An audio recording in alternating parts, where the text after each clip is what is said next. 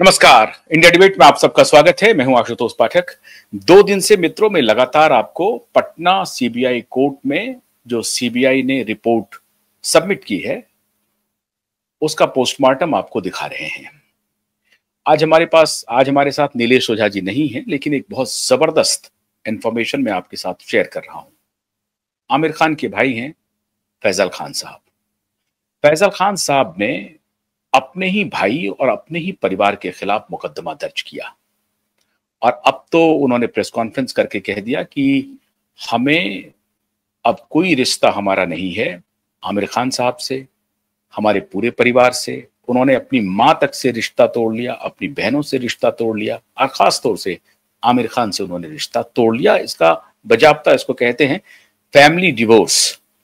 फैजल खान साहब ने अपनी फैमिली को डिवोर्स दे दिया और अधिकृत रूप से उनके वकील के साथ बैठ करके उन्होंने प्रेस कॉन्फ्रेंस किया और उन्होंने कहा कि हमारा अब आज के बाद से आमिर खान जी से कोई रिश्ता नहीं है। मैं नेपथ्य में क्यों ले जा रहा हूं आपको ये समझने की आवश्यकता है।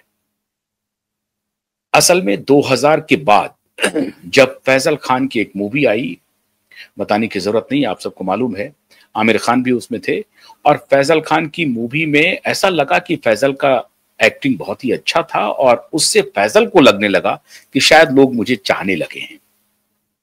बाद में फैजल और आमिर के बीच में कुछ टकराहट हुई और दोनों के रिश्ते खराब हुए और आमिर ने कहा कि फैजल मेंटली चैलेंज हो गए हैं, डिप्रेशन के शिकार हो गए हैं।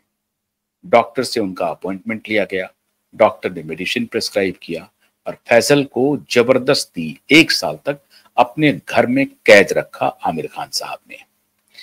और उस दौरान उनकी नियति ये हो गई कि उनका जो वजन है वो बढ़ के हो गया 110 किलो के आसपास या उससे भी अधिक। वो कह रहे थे कि वो लगातार मोटे ही होते जा रहे थे और डॉक्टर ने उन्हें बताया कि अगर ओबेसिटी आपके पास है तो 52 तरह की डिजीज अकेले ओबेसिटी लेकर के आती है और 52 तरह के डिजीज के साथ फैजल खान अपनी जिंदगी काट रहे थे। एक सुबह उनको एक सपना आया और उन्होंने कहा कि मैं अब आमिर के साथ नहीं रहूंगा और वो घर से भाग गए। भाग करके अपने एक पुलिस इंस्पेक्टर मित्र के पास पहुंचे।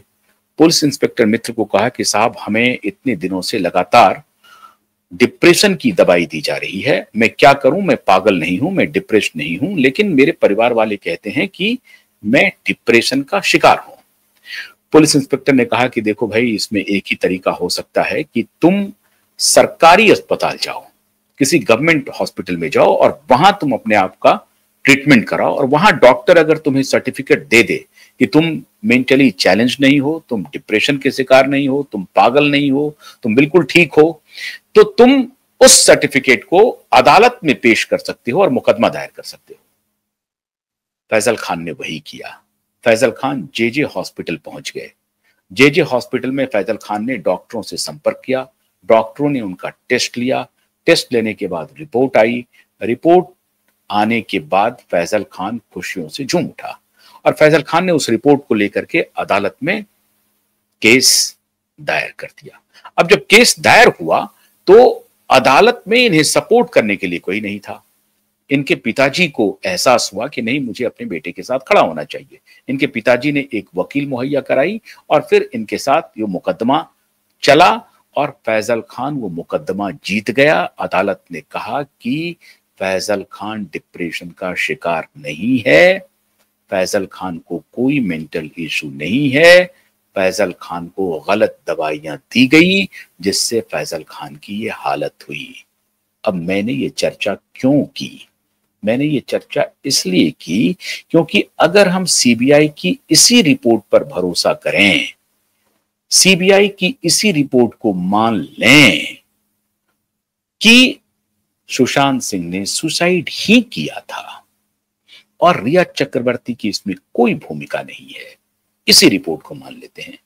हमारे पास तो बहुत सारे तथ्य हैं, लेकिन सिर्फ और सिर्फ सीबीआई की इसी रिपोर्ट को अंगीकार करते हुए अब कैसे रिया चक्रवर्ती 302 के मुकदमे के तहत उनके खिलाफ एफआईआर होगा और कैसे उनके खिलाफ 302 का मुकदमा चलेगा, ये आज मैं एसएसआर वॉरियर को बताना चाहता हूं।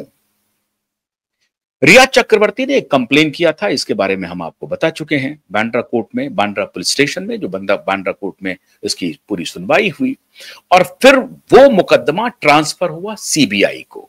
रिया चक्रवर्ती का कंप्लेन क्या था?